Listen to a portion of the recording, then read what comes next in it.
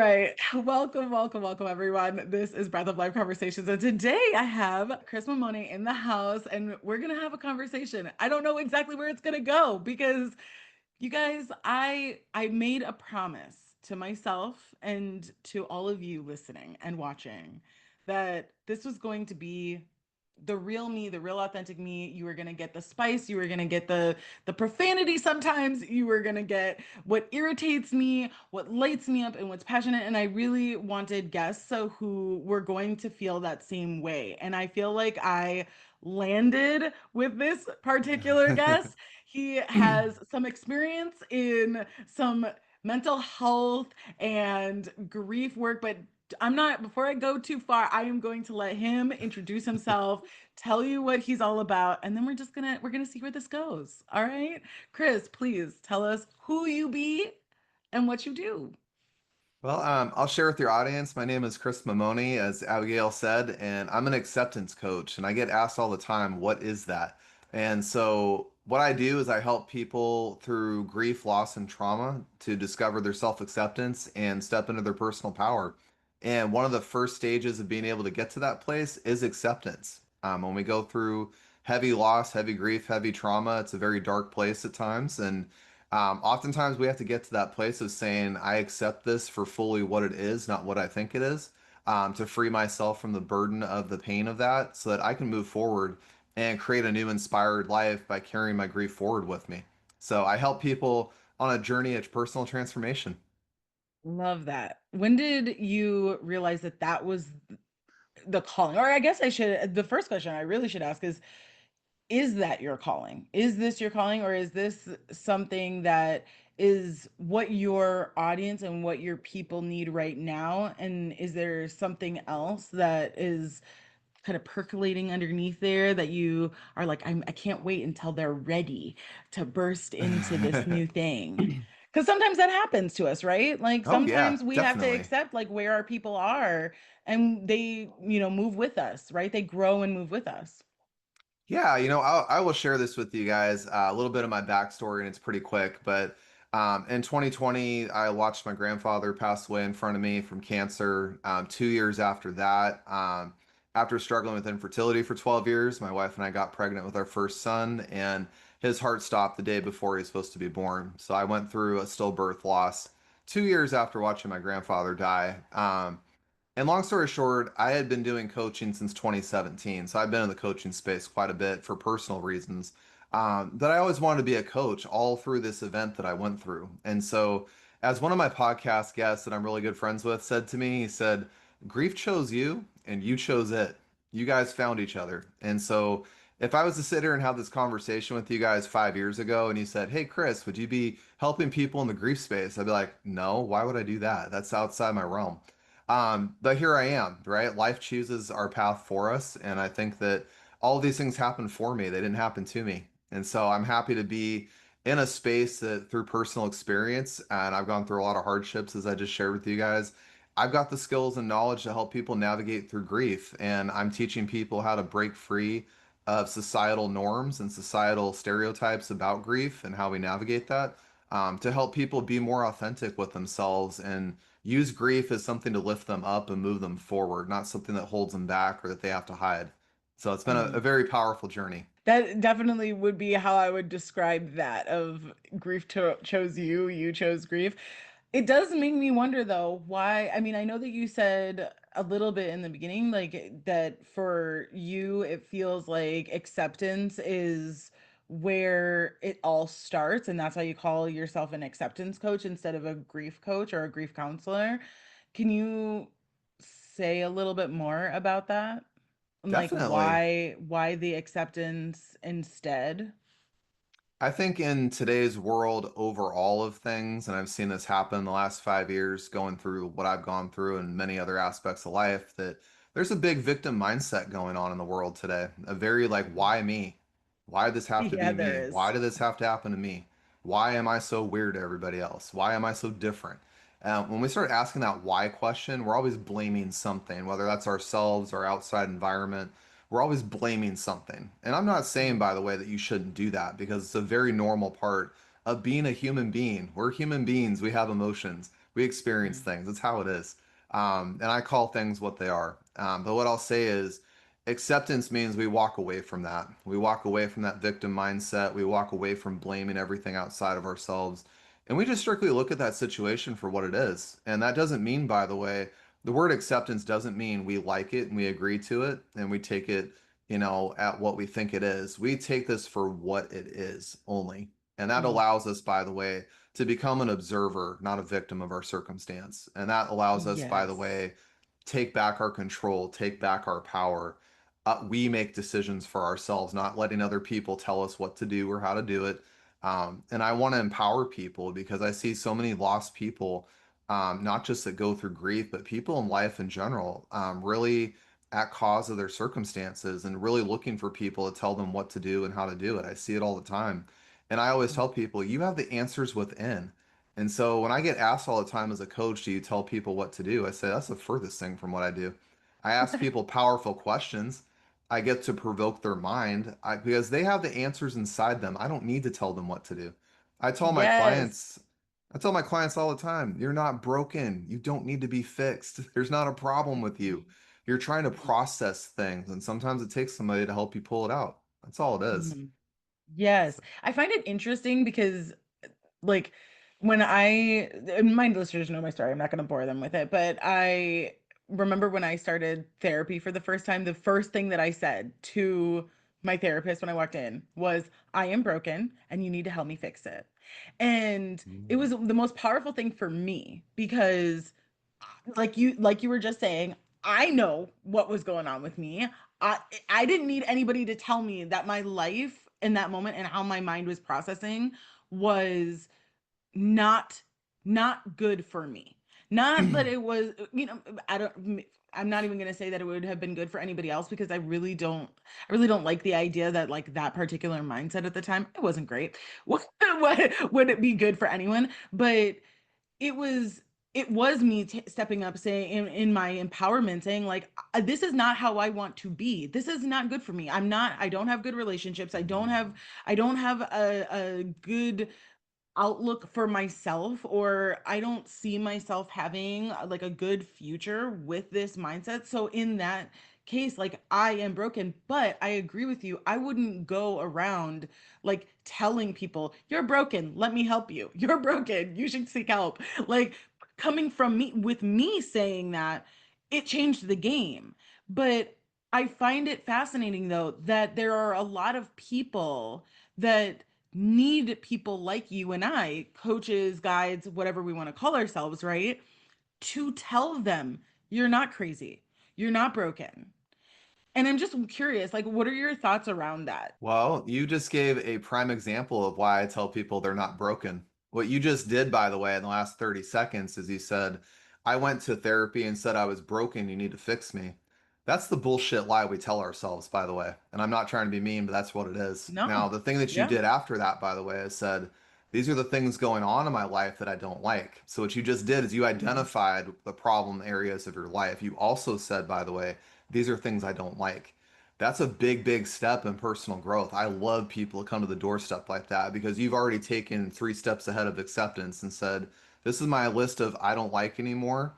I want to go over here. And then what it allows you to do, by the way, is say, what do I want? What do I want my life to look like? What do I want for relationships? If that job I don't like is causing me stress, why am I wasting my time with that? There's something over here waiting for me that's even better and more aligned with me. You're making a list of what you don't like so you can figure out what you do like. And I think that's a very powerful place to be. How often do you find your clients being in that more proactive space, or do they tend to come in a I don't even know what the right term is because it's not that it's necessarily lesser. It's just like less informed maybe? I think it's a real testament to people's life experiences. And like I've told my clients many times, I've said there's 8 billion of us walking the planet. That's 8 billion stories. That's 8 billion experiences. Nobody's is the same. I don't care what country you're from, what race you are, what gender, any of that stuff.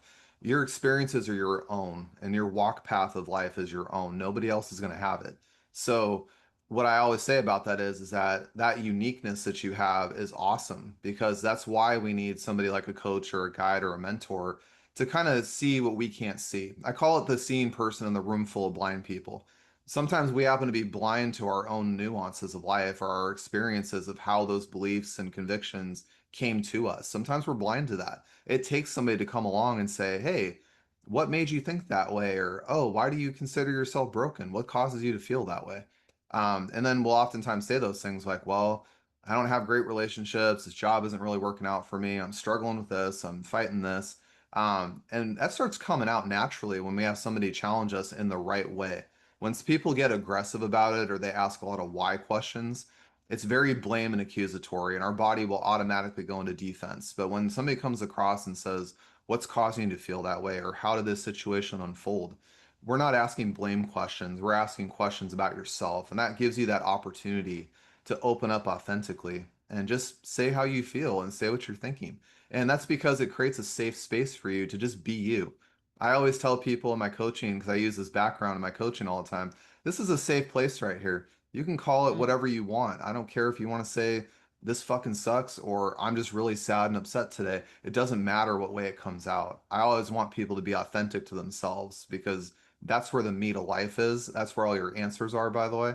And the more that you shed off those layers of your external environment to figure out who you are, the more empowered you can be. I liked what you were saying about how everybody's experiences are their own. And so often we find where we're we don't acknowledge all of the things that we've gone through. We kind of just look at it and go, yeah, yeah, whatever. Like everybody does that. Everybody has that. And like, and it makes me wonder too how often people are truly like celebrating their life. And I would say it's really kind of not often. They're not celebrating their life, they're curating it. What are your thoughts around that idea or that notion? I think we don't acknowledge ourselves fully in society, to be very honest. We don't celebrate our individuality at all. It's very much a conformist society. There's a lot of groupthink that takes over. I think that we get caught up in that so much, we lose ourselves. And when we go through something like grief or loss or trauma, the real deep hardcore thing underneath there is who the fuck am I after this? Mm. That's what happens to people. That's why they get scared shitless when they lose somebody. And that's why I've always said, by the way, our experiences are our own. Who's to say that losing my son was worse than somebody losing their grandmother? Who's to say that my loss was worse than, like one of my guests, his father murdered his mother? Who's to say that was worse? Who's to say that he suffered more than me or I suffered more than him? Who's to say that? Right? Society builds a construct of tiers of things, and we fall in those things. We associate, this is worse than that, or this is better than that. But who really said that? Who really defined it is the whole thing. Mhm. So that's why I Mhm. always tell people that your experience is your experience. Have you ever watched Office Space, by the way? I haven't. No. What is that? So Office Space is a movie made back in the 90s. Jennifer Aniston's in it. But it's this guy that literally he goes to a hypnotherapist in the early part of the movie and he says, every day I wake up is the worst day of my life. And the Mhm. hypnotherapist asks him all these questions like, why do you think that? And he starts saying this big long rant about his day and his life. And the hypnotherapist just looks at him and goes, wow, that sucks. And it's a total write-off of how the guy feels. And his girlfriend that's sitting there with him just looks at the hypnotherapist like, what did you just say? Like, why would you say that? Like, this guy's like on the edge of life right now. And you just were like, wow, that sucks. Like, that's your response? Like, most people do that in grief land. Most people in the world do that. They'll say, oh, okay, well, I know you're having a bad day, but everybody deals with that. Oh, you lost your grand, I lost my grandparent the other year ago. It was painful, but you'll get over it. You'll figure it out. We don't take time to actually acknowledge people and understand them for their story, their experience. And that's what, by the way, you miss out on life if you don't be that person. You miss out Mhm. because Absolutely. we all have powerful stories. All of us do. None of us are better than one another. I hate to break the world to that one, but nobody's better than one another. It's just, it's life. Right. I definitely have had a lot of conversations with friends and family member about how, and even with my clients and stuff, because one of the things that I'm really passionate about is having people who having people in my world, surrounding myself with people who really have a 1% mindset.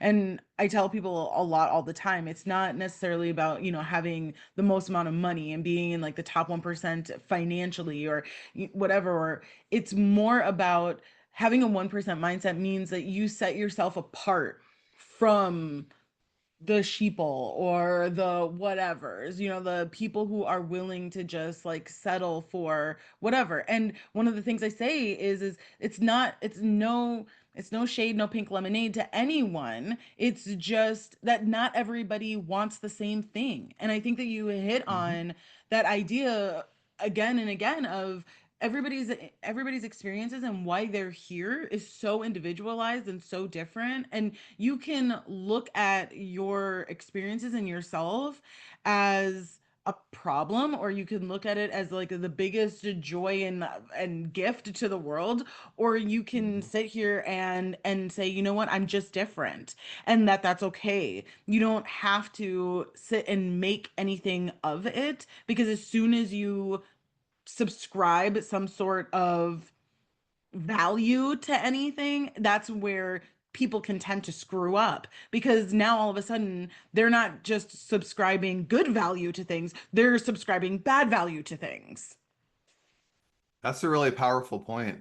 I don't know if you've read the Five Levels of Attachment by Miguel Ruiz. Very I powerful book. have. You I have? have. Yes, I Oh, love it. I love the Ruiz. The beautiful. whole the whole series I think is just like I'm like looking at it right now on my bookshelf. Like the whole I have like all of the things. It's So, I think it's one of like the best gifts in so, literature, truly. so a couple of things you said, by the way, to respond to you directly. One of the biggest examples I give in my own life is I call my son the gift in shitty wrapping paper sometimes. I call him that, and I'll say why. He should be here right now in my life. He should be 3 years old. He should be causing me not to get sleep, be a little cranky, but love the crap out of this kid because he's mine. That's what my life should be right now. Unfortunately, he's not here. And so, on top of that, though, I could walk around all day and say, I'm very upset, I'm angry, I'm depressed, I'm frustrated that I lost a child. I can say all those things, I can go there, right? But I can also at the same time say, he gave me a blessing, he gave me a gift. I wouldn't be in the grief space if I hadn't paid attention to that lesson he gave me. He also shown me a lot of things in my life to say, these are people that are not good for you. Walk away from them. This is situations that don't serve you. Let it go. He's taught me so many powerful things that I can have nothing but gratitude and empathy for this child. When I brought up the 5 levels of attachment, I always share with people, be careful what you attach yourself to. I see people all the time go out into the world. You'll see it in politics, you'll see it in social issues all the time. Somebody who's very confused, very lost with themselves will attach themselves to things that aren't even theirs. And so they'll take it on as their own. And that's kind of where I sit there and go, do you really believe that? Does that align with you? Does that make sense to you? I don't care about me. I don't care about anybody else. Does it make sense to you? Because when you are in authenticity and in alignment of yourself, those things will gravitate towards you without force. But if you're lost and confused, you'll grab onto things that might not be yours and you might attach yourself to them and you'll cause yourself to be even more lost and confused. And so Yeah. I really push people to live in authenticity. That's why I say I don't care what your race is, your religion, your or gender. I don't care about any of that shit. I care about who you are as a person, and I care about you living in your authenticity because you yourself have a beautiful story. It's why you're here. It's why there's 8 billion of us. We're not meant to be the same. If there was 8 billion Chris Mamones on the world, it'd be boring. I'm gonna be dead honest with you guys, be boring, right? There's no fucking variety. So I always say celebrate your individuality and stop trying to conform to shit. Stop it. Like, you're a beautiful person. Accept that. You're not fucking broken. You don't need to be fixed. You're living your story. And guess what? When you live in that authenticity, you got people to go help, man. You got people to go find your tribe. And that's Yes. beautiful. I get passionate and excited about that because Yeah. I love watching people fall in that place where they belong. It's a beautiful thing. Yeah. How irritating is it for you that the world as it is, and particularly like American society, makes it incredibly difficult for so many people to actually be in their authentic self because of things like hate and fear? It actually makes it a very serious choice that by living as one's authentic self, they could be harmed. I think that's a big, big problem we have in society today. And, I'll share with you, by the way, just very openly and candidly. I lived in New Hampshire the last 6 or 7 years.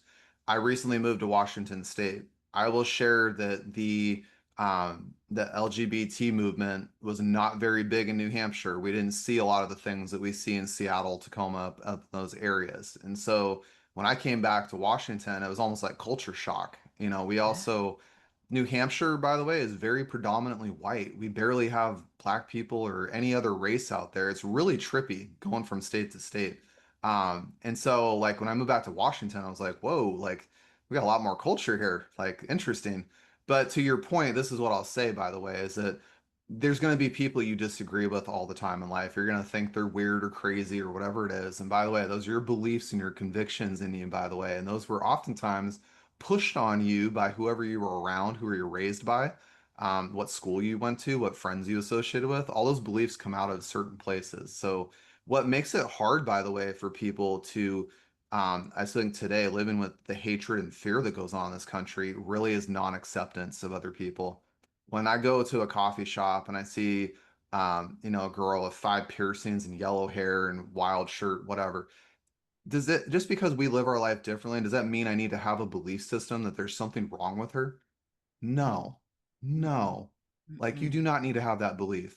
Now, I get tripped up in society though, because we have people that create hate and fear. And so they'll go to Yeah. somebody like that and say, there's something wrong with you. You need to fix yourself. Like, see how again how some people go, I need you fixed, you're broken. Go down that road. I see it as, hey, that person's actually more self-expressive than me. Or if I see somebody with 50 tats on their arms, I go, I've wanted a tattoo, but I'm scared to get one. But shit, you got the balls to have it, man. I'm like, I'm gonna sit here and celebrate you because you're doing something I can't do. And so what I wish people would do again is be more accepting. We don't need labels. We don't need buckets to put people in. We don't need to define people by how they look and what they wear and what they identify at. We don't need to do that stuff. It's really Yeah. it's driving hate and it's driving fear. And so Yeah. let those people be. There's this book I'm meaning to read, but I watch Mel Robbins online all the time. He says, "Let them be, just let them be." And that's Mhm. why, like, I laugh because, for example, I've had a lot of gay friends over my life. I've worked with a lot of gay people in the real estate industry. We don't even talk in those terms the way you hear about it in the media, in society, on social media. We don't even talk in those terms. We're just people helping people. We're friends doing friendship things. We're participating in events that everybody does. And those labels and those buckets just don't exist. And so I personally have found it frustrating because I have friends from all walks of life, everybody. And so And I can't judge. I'm sorry. and Like I can't. yeah, I mean, and as an Like acceptance coach, like I can only imagine it can just be like so freaking frustrating. Like here you are telling people, you know what, I need you to just believe in who you are, believe in who you be, and yeah, show up and show out and let yourself live as you want to. Obviously, like neither of us are sitting here saying it's okay to go out and hurt people. Like no. obviously that goes without saying, even though I feel like I have to say it because people be dumb. I could understand how you must some days go home, and because I know that I feel this like as an emergency room nurse, like can get so frustrated with how people are viewed inside of the medical system and how we provide healthcare and all these different things. And so, I mean, just knowing the work that you do now and from the research that I've done, that like I can only imagine that there are some days for you where you're just like, here I've gone and spent my day working with these clients, teaching them how to love themselves and Mhm. to be who they're supposed to be because that is who they're supposed to be. And then you turn on the news and here's 10 stories straight in your face where basically society, because I won't say people, because like you said, in in groups, in villages, we tend to not be this way. We tend not to talk like that. We Uh-huh. tend not to use inflammatory terms, but we go on to where society is prevalent, right? Our news, our social media.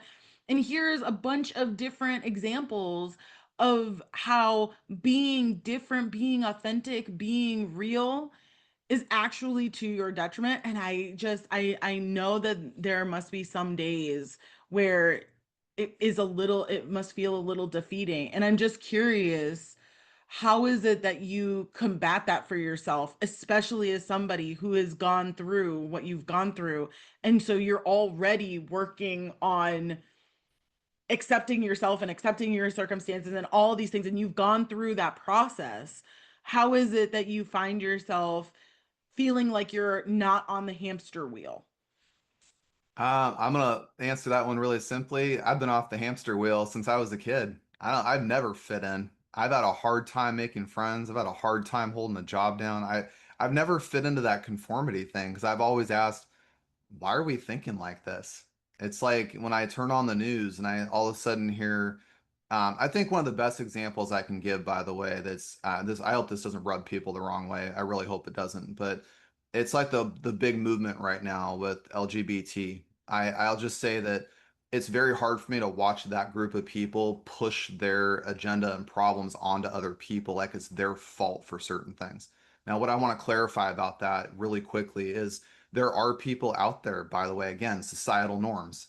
There are people that do not like that group. They hate that group. They think it's awful. They think that those people are something's wrong with them. They need to be broken. They're fixed, right? And so, but I sit there and go, if that's really who you are, though, why do we have such a problem with that? Why is this problem spiraling out of control that somehow we can't accept them and that they've got to make such a huge movement that it pushes those problems onto other people? That's where we run into conflict, is that big thing right there. And that's why I always say that acceptance doesn't mean we like it and agree to it, but we accept it for what it is. And if somebody has those belief systems and they're not affecting our life, let them be. Leave them alone. It's fine. Like, there's no reason to get upset. There's no reason to get excited about it. There's no reason to get whatever feeling about it at all. You know, I was watching Love on the Spectrum. This is a show on Netflix, and Yes. I love these people so much because they don't wear a mask. They don't bullshit. They just say, this is how I feel. And one of the newest seasons, there's a girl on there that says, you know, I've never really dated, but I don't feel right around guys. I just don't feel a connection with them. And she said, I want to date a girl. I sat there and was like, you know what? She sounds very clear about what she wants. And so the beautiful thing about it is at the end of the season, she does meet a girl. They kiss in the end. That's the big thing in the show. And I'm just sitting there going, she found love and she knows what she wants. And I said, I love that for her. Literally, that's literally where my train of thought stopped, was right there. It said, she found somebody she likes. She kissed a girl, and she said it on the show. She makes a joke about it. She said, I kissed a girl and I like it. And so I just sat there and was like, how awesome is this, by the way, that this is an autistic person, by the way, that doesn't have all these influential thoughts of society, all these belief system constructs that are pushed down on us. She's just being authentically herself. She's accepted that I like women over men. And you watch what plays out, by the way, because this show is not structured and scripted and whatever. And that's what I'm talking about, is acceptance of that. Just to see that that's a beautiful moment for her. And this is Mhm. where I come back to with everybody in life. And I try to push this a lot on people. That is their experience. It's not yours. Don't start taking on other people's experiences and treating them like there's something wrong with them or that they need to be fixed. They don't. That is their experience. That's their walk of life. That's their belief. If it doesn't affect you, and like you said, by the way, it doesn't cause harm to you, stop Yeah. making it a problem. Just stop it. Yeah. You know, Yeah. I watched a CBS clip with Morgan Freeman. He got asked about um, celebrating Black people during February, and Oh, yeah. the CBS guy said, "Well, how can we stop racism?" And Morgan Freeman really quickly goes, "Stop talking about it." And I was like, that he has a valid point with that. If we stop making these societal things so big and make them out like there's problems constantly, we're just fueling people in that anger and divisiveness, and that it drives me nuts, which is why I'm so passionate. I'll wrap up with that. But stop putting people in buckets. Stop trying to control other people's experiences. Stop trying to force your problems down someone else's throat. Stop it. man, go live your life. Go do you. Go be you. I'm your biggest proponent of authenticity because your story, your belief, who you are, man, you have a beautiful gift to give to the world. I don't care what you are or what you want to label yourself as. You have a gift. I want you to live in that gift and be that person, man. Go out in the Yeah, world and do that. I love you for who you absolutely. are. Absolutely. I So 100% remember that clip that you were talking about. And I already can hear some of my people being like, "Ooh, ooh." And I hear all of you. And I will say, you know what, yeah, I see both sides of that argument for sure. And yeah, I feel this is one of like my gifts, and I wish more people had it, is the ability to hold two truths simultaneously. Is the fact beautiful. that, yeah, Chris, like I agree with you. Like the fact that we have to make things like race, gender, ethnicity, whatever, anything, a big deal, right? Hmm. There are groups that even think that we need to make being a white male a big deal, right? Like, I think that the fact that we have to make anything a big deal in order to feel like we aren't in some way, shape, or form losing something, losing ourselves, losing our privileges, losing our whatevers, right? Losing our space in the world is the shittiest thing. Like, Hmm. it truly is. Well said. And and at the same time, I also understand that because of our history, right, that we have learned that if we, or it has been programmed in us, which is actually the more thing that I actually believe, it's more of a programming less than a learning, that if we don't make a big deal about things, then people do lose. And it's also, once again, like the shittiest thing. Because Yeah, as you said, as an individual with 8 billion people on this planet, really, are how often, how much of our lives, I would go out on a short limb and say it's probably 0.005% of our lives is actually spent worrying or like concerned with everything out there. right there. More of our lives, the majority of our lives is spent worrying about us, our own individual self, and in large, a little bit more of that of our most immediate family, our children, our spouses, right? Maybe our parents, maybe. But even they get, like pushed out to the side once you grow up and become an adult. Like, you're really more invested in you as an individual because you have to be. Who else is going to pay attention and care about you and make sure that you are getting what it is that you need in this world, whether it be clothes on your back, food on your table, money to pay your bills, Yeah, right? Like, so if you can't go out into the world and walk around and know that every step you take gets you one step closer, or helps you to fulfill who it is that you are, so that you can lay down at night, close your eyes and say, I loved my day. This was a yeah. great. Have you read David Goggins' book, Can't Hurt Me? I have, and I So, love him. so I'm going to share with your listeners. If you haven't read that book, by the way, go buy a copy and read it Yes, because I'm going to share with absolutely. y'all really quickly. The first 50 pages of that book made me cry because David's dad beat the crap out of him and his mom. Literally beat his mom every day. He beat David like a crazy person. David went to school, got called the N-word multiple times. He almost got shot by somebody just for being black. And then on top of that, by the way, this guy went through 3 hell weeks in the SEALs because he couldn't pass it, almost drowned, almost killed himself getting rhabdo in a marathon. He went through a bunch of crap in life. And what I learned from Goggins, by the way, which is why I said everything I did 10 minutes ago, it's not about your race. It's not about, your money, your status, your job. It's not about any of that shit. What David Goggins taught me is that even in the worst moments of life, and that guy went through worse shit than I have ever touched in my life, hands down. He taught me that within yourself, your authentic self, you can fight anything that comes your way. People can't hurt you. That's the reality of things. They can't hurt you. And when you sit there and get tough and say, um, he has a phrase in Joe Rogan's podcast. He was telling the story about Hell Week, and he said that SEAL instructors were trying to screw with his mind, and they try to purposely get people to think they're tired and think they're weak and quit and give up during Hell Week. And he said he got his whole boat crew in Hell Week to say, "You can't hurt boat crew too. You can't hurt boat crew too."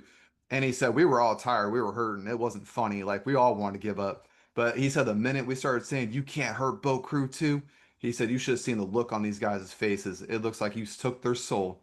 And so, what I want to share really quickly, why I said all those things I do about, I don't care what race you are, what background you are, what sexuality, I don't give a crap about that. I care about who you are because when you're that person, by the way, those haters will still come. You can take their Yes. soul. When you're authentically you, you can take their soul. And so I want to encourage you guys, by the way, read that damn book because that changed my mindset about what suffering is. It changed my mindset about confidence. It changed my mindset about being okay to be you authentically. And I think a lot Yeah. of people need to hear that message. David he's a multimillionaire now. He runs marathons. He's a motivational speaker, but this guy changed my whole entire world because he shared his story authentically and he's real. He doesn't You read the book. He doesn't sugarcoat Nope. anything. Nope. He does not. He does not. So- If you're yeah. looking for a nice, like, easy read, like, no, like a little like fluffy, sugary, that this is not it. David Goggins is not it. Yeah, I have a clip saved from Joe Rogan on my phone of his interview, and he said he was talking about trolls on his social media, and he said, "Don't come on my side talking some bullshit." He's like, "If you want to come on here and see who you are, find out what's real within you, you come on here, man, and we'll find out who exactly is inside of you." But he's like, "Don't be trolling my shit. Don't come up here with that stuff." And he says like, he has this phrase in the end. He says, "You come on there like that, block, delete." I share that with people in my coaching a lot when they've got bad relationships, people dragging them down, people catching them up, pulling them away from themselves. Say, hey, man, block and delete that. Get that out of there, man. Go find Yeah. people that support you, people that love you, people that care about you, people that want the best for you, people that want to pull you forward. Go find those people. They're out there. I know it's hard, by the way. There's a lot of hurt people out there right now. There's a lot. And I feel bad for you guys, but your people are out there fucking waiting for you, man. And if Yes. you're authentic, man, get your damn gift out there. You got something to give. I want you guys to Yes. feel that inside when I'm acting like this. I want this to come out of you. I want some fire to get lit. I want you to go find your Yeah. people. Love it. I love it so much. Chris, thank you so much, man, for being here and for sharing your story. It's so powerful to have somebody on who's like been through the fire and is very clearly still here doing the damn thing, showing up, showing out, and helping other people do the same. And I just hope that every blessing touches you, and I'm just sending you all of the love, all of the things. And please tell everybody how they can find you, how they can work with you if they are really looking for somebody to really help them through some of the toughest things in their life and really help them to find peace and acceptance. So if you guys want to get in touch with me, I'm very active on Facebook. My handle's the Chris Mamone.